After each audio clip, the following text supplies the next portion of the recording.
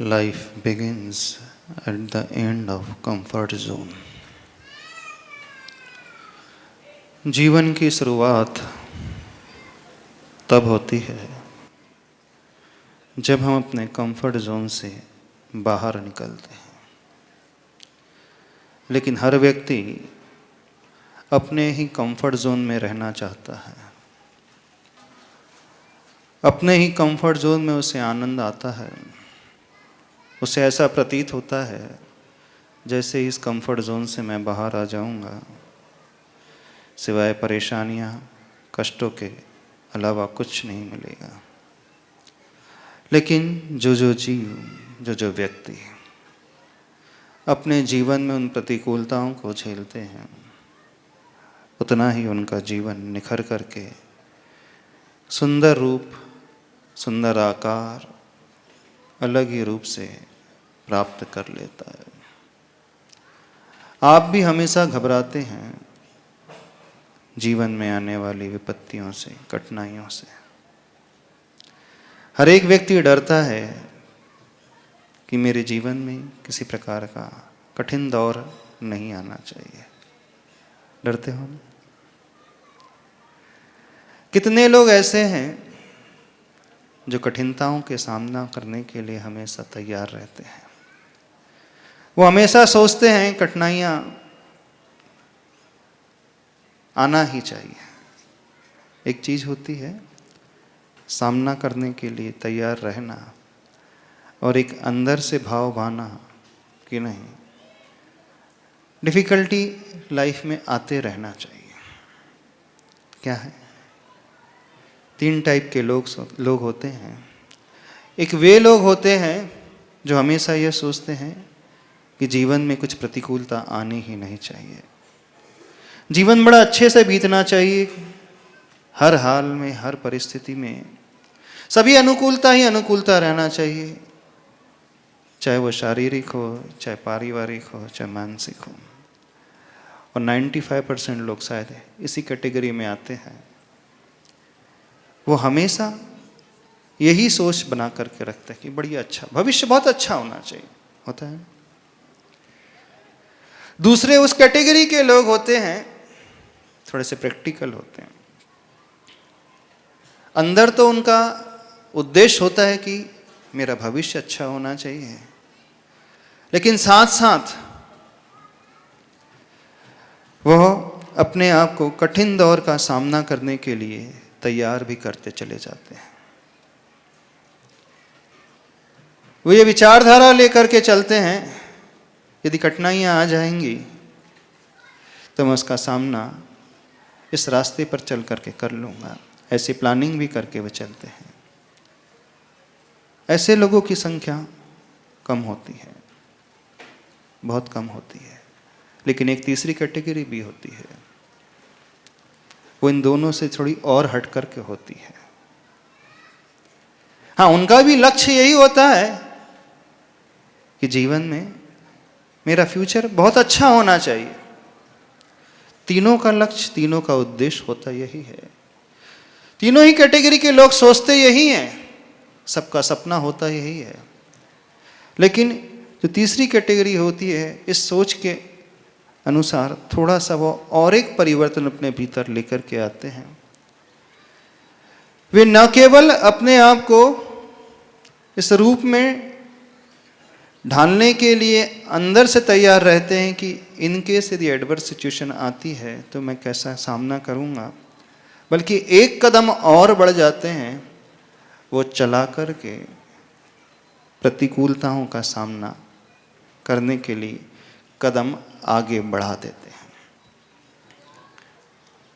थोड़े से पागल टाइप के लोग लगते होंगे आपको, लगते? क्योंकि होना क्या चाहिए, आइडियली स्पीकिंग क्या होना चाहिए? जब तक हमारे जीवन में प्रतिकूलता ना आए तो हम क्यों चला करके वो परिस्थिति को अपनाएं। लेकिन हम कह रहे हैं वो तीसरी परिस्थिति वो है ऐसे लोगों की, वो चला करके उसको फेस करने की कोशिश करते ही हैं। और जो इस कैटेगरी में आ जाते हैं वो अपने आप में एक्स्ट्रा ऑर्डिनरी होते हैं। और बिना इस कैटेगरी में आए हुए हमारा जीवन कभी परिष्कृत, कभी शुद्ध, कभी ऊपर हो ही नहीं सकता।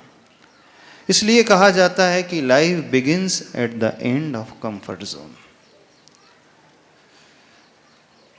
जो अच्छा टेस्ट प्लेयर होता है, मैच खेलने वाला प्लेयर होता है, वो टॉप पोजीशन में कब पहुंचता है बता सकते हो आप लोग? उसका सिलेक्शन कब हो जाता है इंडियन क्रिकेट टीम में? जो कि सिर्फ क्रिकेट की बुक्स पढ़ता है वह नहीं, बुक्स अकेले नहीं पढ़ता है। क्या वो क्रिकेट खेलना सिर्फ सीखता है तभी? नहीं। क्या करता है वो? डेली वो 6-6 घंटे प्रैक्टिस करता है, नेट प्रैक्टिस करता है, पसीना पसीना बहाते रहता है। कोई सर्टेनिटी नहीं है कि उसका सिलेक्शन हो ही जाए, कोई विश्वास नहीं रहता अंदर से, कोई गारंटी नहीं है कि उसका सिलेक्शन नेशनल टीम में हो ही जाए, फिर भी वो पसीना बहाते रहता है। और यहाँ तक कि सिलेक्शन होने के पश्चात भी जब मैच नहीं होती है तब भी 6-6 घंटे डेली प्रैक्टिस करते रहते हैं। क्यों ऐसा होता है? जब सिलेक्शन हो ही गया है तब तो आराम से बैठा जा सकता है। जिस दिन मैच होगी उसके एक दिन पहले अपन थोड़ा सा करके आगे बढ़ जाएंगे। क्यों? यानी ऊपर पहुंचने के पश्चात भी सस्टेन करने के लिए अपने आप को, उस लेवल में मेंटेन करने के लिए अपने आप को व्यक्ति को झोंकना पड़ता है कठिनता के दौर में, परेशानियों के दौर में। जब तक वहां ना झोंके अपने आप को तो उसके भीतर निखार नहीं आता है। एक छोटी सी स्टोरी सुनाते हैं आपको, समझना। एक छोटा सा बच्चा अपने घर में खेल रहा था और वो क्या देखता है, घर के कॉर्नर में एक चिड़िया का अंडा पड़ा हुआ था और वो अंडा जस्ट ऊपर से गिरा था। जैसे अंडा नीचे गिरा, अंडा फूट गया। अब अंडा फूट गया, उसमें छोटा सा चूजा था। उसने देखा, सिर उठा करके प्रकाश सा नजर आ रहा है। पहली बार अंडा जैसे फूटा तो उसे दुनिया नजर आई। अब जैसे ही उसे प्रकाश बाहर नजर आने लगा, छोटा सा चूजा अब उसमें से बाहर निकलने की कोशिश करने लगा, उसका कून से, संडे से बाहर निकलने की। लेकिन जैसे ही वो बाहर निकलता, चूंकि भी अंडा पूरा उस स्टेज पर पहुंचा नहीं था कि अपने आप जब फूटता है और उसमें से जब बच्चा बाहर निकलता है तो बड़े अच्छे से वो चलने लगता है। प्री मैच्योर ही वो फूट गया, समझना। अब वो कोशिश कर रहा है बाहर निकलने की, लेकिन जितना वो बाहर निकलने की कोशिश करता उतना ही वो स्लिप होकर के अंदर ही चला जाता है, क्योंकि अंडे के भीतर एक स्टिकी मटेरियल रहता है, उसकी बॉडी उसमें लिपटी रहती है। कभी आपने ध्यान से देखा होगा तो वो चिड़िया का छोटा सा बच्चा कोशिश करता है किसी तरह मैं इस अंडे से बाहर आ जाऊं, लेकिन चारों तरफ उसकी बॉडी की वो एकदम लिक्विड था, एकदम स्टिकी था, वापस उसके पैर स्लिप हो जाता है। यह दृश्य वो बच्चा देख रहा था। थोड़ी देर तक देखता रहा, वो चिड़िया का बच्चा बार बार कोशिश कर रहा है निकलने की, लेकिन नहीं निकल पा रहा, वापस फिसल करके अंदर चला गया। अब बच्चे के मन में एक भाव जागृत हुआ। क्या भाव पैदा हुआ? इस चिड़िया के बच्चे की हेल्प करना चाहिए। वो निकलने की कोशिश कर रहा है, अंडा से नहीं निकल पा रहा है, बहुत छोटा है, मैं इसकी मदद कर सकता हूं। जाता है, एक पेंसिल लेकर के आ जाता है और उस अंडे में डाल करके उसको सपोर्ट दे देता है। जैसे चिड़िया का बच्चा थोड़ा और ऊपर चढ़ता तो जहां उसके पैर उस स्टिकी मटेरियल से टच हो रहे थे, उसको थोड़ा सा डिस्कनेक्ट कर देता है। जैसे डिस्कनेक्ट करता है तो थोड़ा सा वो ऊपर आने लगता है। अब वो फिसल करके नीचे नहीं जा रहा।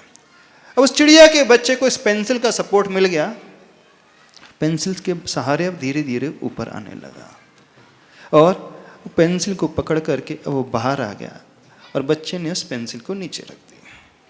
ध्यान से सुनना, बड़ी अच्छी गजब की स्टोरी, इंटरेस्टिंग है। बड़ा अंदर से बच्चा प्रसन्न घर का, आज मैंने जीवन में बहुत बड़ा काम किया है। क्या काम किया है? एक छोटे से बच्चे को मैंने बहुत बड़ी हेल्प की है। जो बच्चा बार बार गिर रहा था चिड़िया का, जो निकल नहीं पा रहा था उस एग से, जो उसके पास इतनी शक्ति नहीं थी क्योंकि पहले ही वो एक फूट चुका था, मेरे एक सपोर्ट देने से वो बाहर आ गया और अंदर बड़ा खुश होकर के अपने डैडी के पास जाता है। डैडी को बताता है कि आज जीवन में मैंने बहुत बड़ा काम किया, चिड़िया के बच्चे को सपोर्ट देकर के उसके अंडे से बाहर निकाल लिया। जैसे उसके डैडी सुनते हैं, वो उस बालक से कहते हैं, पुत्र से कहते हैं, ये तुमने क्या किया? बोले क्यों? पिता का रिएक्शन कुछ अलग ही प्रकार का था। वो तो सोच रहा था बालक की पिता तो मुझे अप्रिशिएट करेंगे, शाबाशी देंगे, बड़े प्रसन्न होंगे कि मैंने आज इतना बड़ा काम किया है। लेकिन उसके पिताजी का रिएक्शन कुछ अलग है। पिताजी कह रहे थे तुमने क्या कर दिया? शाबाशी देने की बजाय प्रश्न चिन्ह उनके चेहरे पर आ गया और वो समझ गया बेटा कि पिताजी इससे खुश नहीं हुए। वो बड़ा आश्चर्य में, खुश तो पिताजी को होना चाहिए था क्योंकि मैंने काम अच्छा किया। कि जब भी कोई घर में अच्छा काम करता है तो उसको लगता है सबको बताना चाहिए, शेयर करना चाहिए इस बात को। अंदर यही धारणा था कि मैंने बहुत अच्छा काम किया है, पिता बड़े प्रसन्न होंगे। लेकिन वहाँ से रिएक्शन टोटल अपोजिट। पिता बोलते हैं तुमने ठीक नहीं किया। बोले क्यों? ठीक क्यों नहीं किया मैंने? वो चिड़िया का बच्चा बार बार फिसल करके अंडे में गिर रहा था, मैंने तो उसे सहारा दिया एक पेंसिल के माध्यम से ताकि वह गिरे ना और ऊपर आ जाए। पिताजी बोले ठीक नहीं किया। बोले क्यों ठीक नहीं हुआ? आओ चलो अपन चल करके देखते हैं। वो चिड़िया के बच्चे के पास पहुंचते हैं, पिता और पुत्र देख रहे हैं उस बच्चे को, चिड़िया का बच्चा।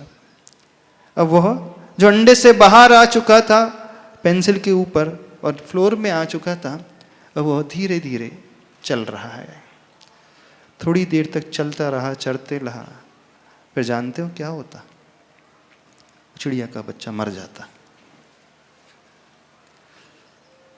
अब पिताजी से बोलते हैं बेटे से, देखो बेटा तुमने ये ठीक नहीं किया। बोले इसमें गलती कहाँ हो गई? जो तुमने उसे सपोर्ट दे दिया ये बड़ी गलती हो गई। सपोर्ट देना गलत होता है कहीं? बताना हमें। कोई गिर रहा उसे सपोर्ट देना गलत होता है? हाँ बोले गलत भी हो जाता है। सपोर्ट जिस समय दिया जाना चाहिए था, यदि उस समय दिया जाता तो ठीक था, लेकिन जो उस चिड़िए के बच्चे का गिरना ही, जो उस स्टिकी मटेरियल से चिपकना ही उसके लिए वरदान था। जितने बार वो चिड़िया का बच्चा गिरता उसके पर और उसके पैर उतने ही मजबूत होते, वह उतना ही फोर्स भीतर से लगाता, उतनी ही शक्ति भीतर से लगाता। लेकिन तुमने उसे आसानी से शुरुआत में सपोर्ट दे दिया तो जो उसके भीतर का पोटेंशियल था, जो शक्ति थी, जो डेवलप होना था, उसको उसी से फाइट करना था। अंडे में रह करके जिस लिक्विड से वो घिरा हुआ था चारों तरफ से, उसी से उसको फाइट करना था। और जब वो पूरा फाइट करके स्वयं अपने प्रयास से बाहर निकलता तो उसका शरीर इतना मजबूत हो जाता कि इस दुनिया में आकर के बहुत अच्छे से वह जी सकता था। न केवल जी सकता था बल्कि ऊंची आसमान में वह उड़ भी सकता था। तो ये है जो मेहनत थी उसकी, जो ये परिश्रम था, जो बार बार गिरना था और फिर उठने की तैयारी करना था, बार बार फिसलना था, फिर अंदर से इच्छा पैदा करना था, ऊपर उठने की कोशिश करना था। ये उसके लिए गिरना अभिशाप नहीं था, ये तो उसके लिए वरदान था। लेकिन तुमने भावुकता में आकर के गलत निर्णय नहीं ले लिया, असमय में ही उसे यह मान करके सपोर्ट दिया कि मैं पेंसिल का सहारा दूंगा तो ये गिरेगा नहीं। बार बार मुझसे गिरना इसका देखा नहीं जा रहा है, मेरे मन में पीड़ा उठ रही है, लेकिन यह है सही पीड़ा, ये करुणा नहीं है, तो अज्ञान है। बात कुछ समझ में आ रही है आप लोगों को? नहीं समझ में आ रही है? क्या वो ठीक किया था उस बालक ने? बिल्कुल ठीक नहीं किया था। उस बालक के लिए गिरना अभिशाप था कि वरदान था? आपसे पूछ रहे हैं। वरदान था कि अभिशाप था? वो प्रतिकूलता उस चिड़िया के बच्चे के लिए ब्लेसिंग थी कि कर्सिंग थी? क्या हम मान लें?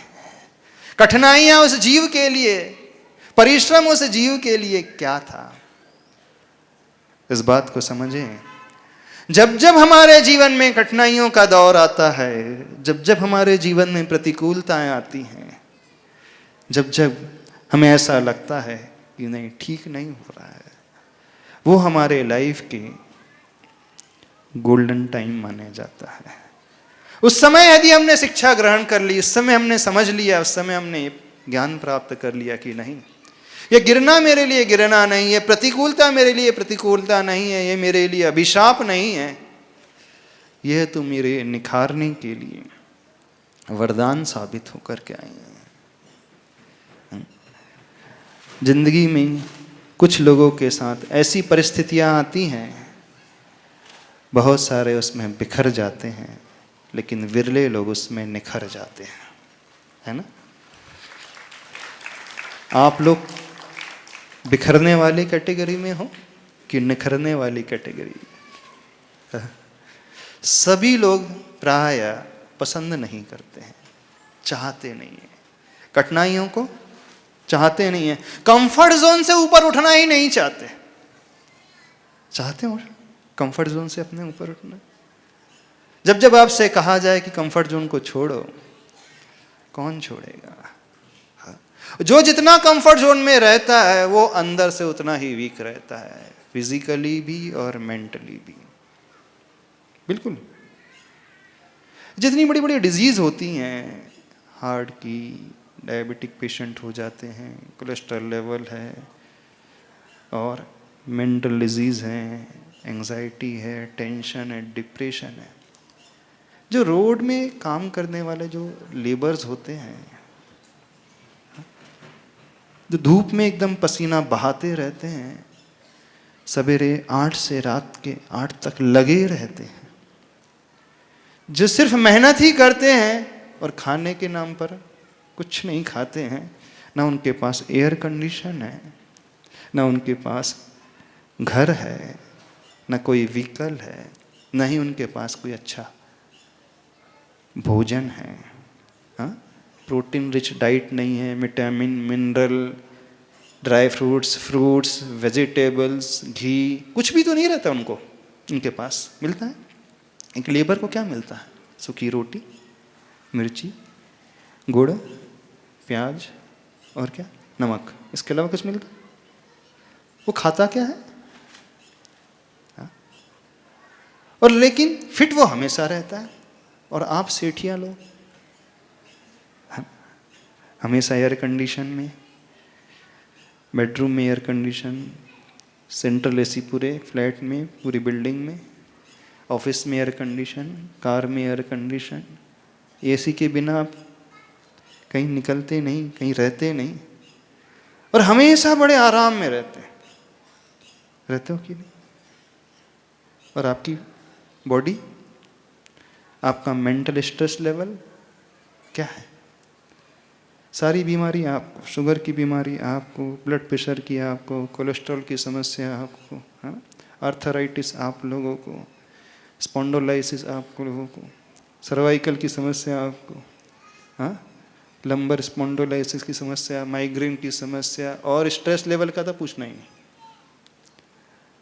फूड आपका एक नंबर का क्वालिटी फूड, मिनरल वाला है, vitamins, proteins, carbohydrates, salts, fruits, dry fruits, oil, घी, बटर, सब तो है आपके पास। क्या कमी है? कोई कमी रहती है आप लोगों को? कोई कमी नहीं। यानी protein rich, vitamin rich, mineral rich, सारी जो डाइट होना चाहिए, क्लास 1 डाइट है आपके पास, फैसिलिटी क्लास 1,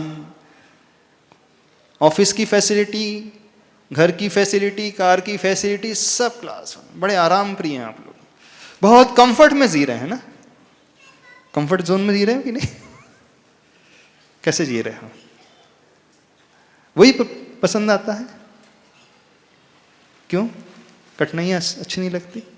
महाराज जी कौन सुख सुविधाएं छोड़ेगा, बढ़िया आनंद से जी रहे हैं, पुण्य का उदय है, पुण्य से सब मिला है, पुण्य के उदय से तो मिलता है भी, पैसा है, पुण्य के उदय से सारी फैसिलिटी मिलती है, सारी सुविधाएं मिलती हैं, पूर्व में किया था आज मिला है तो उसका उपभोग तो करना चाहिए, नो डाउट।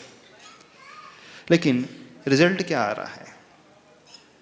चाहे वो शारीरिक बात हो, चाहे वो मानसिक बात हो, चाहे जीवन की बात हो, चाहे धर्म की बात हो, चाहे कर्म क्षेत्र की बात हो, जो व्यक्ति कंफर्ट जोन से बाहर निकलते हैं वो हर तरीके से अपने जीवन को बहुत मजबूत बना लेते हैं, बिल्कुल व्यवस्थित बना लेते हैं, हर तरीके से बहुत स्ट्रांग होकर के निकलते हैं, वो कभी कमजोर नहीं रहते। लेकिन आप लोग कौन सी कैटेगरी में हो? फर्स्ट कैटेगरी में, जो हमने कहा था 95% लोग जीवन में कुछ प्रतिकूलताओं का सामना नहीं करना चाहते हैं, यही चाहते हैं ना आपकी कठिनाई ना हो आपके जीवन में। दूसरी कैटेगरी उनकी है जो चाहते तो हैं जीवन बहुत अच्छा हो, लेकिन अपने आप को प्रिपेयर करके रखे हैं कि यदि इनकेस जीवन में प्रतिकूलता आएंगी तो हम सामना ऐसे कर पाएंगे।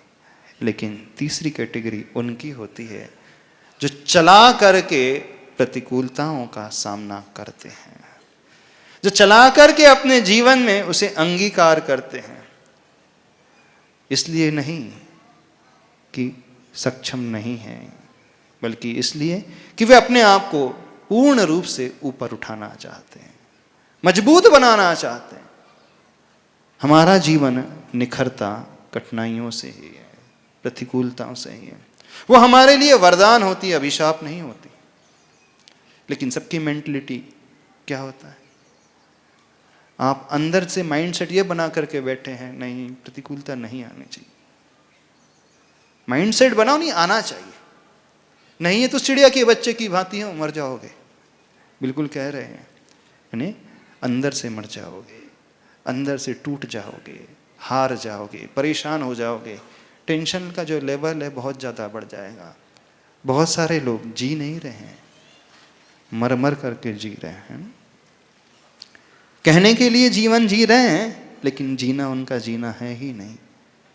एक वह चिड़िया का बच्चा मर गया और बहुत सारे लोग मन से मर जाते हैं, अंदर से मर जाते हैं। इस बात को समझें, आखिर अपने आप को मानसिक रूप से तैयार करना सीखें कि नहीं, जब जब हमारे जीवन में कुछ भी जो मनचाहा नहीं मिल रहा है, प्रतिकूलताएं आ रही है, चाहे वो शारीरिक हो, चाहे वो फाइनेंशियल हो, चाहे वो पारिवारिक हो, वो प्रतिकूलताएं हमें गिराने के लिए नहीं आती हैं, हमारे लिए डराने के लिए नहीं आती है, बल्कि हमें मजबूत बनाने के लिए आती है। गोल्ड उसी में निखरता है जितना वह तपता है, जितना वो फर्नेस में तपेगा उतना ही उसमें निखार आएगा, उसकी विकृतियां, उसकी जो है अशुद्धियां दूर होंगी। तो वो तपना हमारी अशुद्धियों को, विकृतियों को दूर करने के लिए एक बहुत बड़ा माध्यम होता है। वो प्रतिकूलता हमें ऊपर उठाने के लिए बहुत बड़ा साधन होती है, और उस साधन को यदि हम अंदर से भाने की भावना करने लगे तो हमारा मेंटल लेवल भी बहुत ऊपर हो जाएगा। और चला करके प्रैक्टिस करना सीखना चाहिए व्यक्ति को, चला करके फेस करना चाहिए। सब कुछ अच्छा है, कुछ लोग हैं सब कुछ होते हुए भी उसका उपयोग नहीं करते। जो तपस्या होती किस लिए होती? साधु जीवन में उपवास होते किस लिए होते हैं? तो व्यक्ति को अपने आप को इस प्रकार से तैयार करना चाहिए, खाने के लिए सब है, लेकिन आज हम थोड़ा खाएंगे, आज हम रूखा सूखा खाएंगे, आज उस गरीब की भांति भोजन करके देखेंगे कैसा फील होता है। आज हम एयर कंडीशन का यूज़ नहीं करेंगे, देखिए तो सही कैसा लगता है।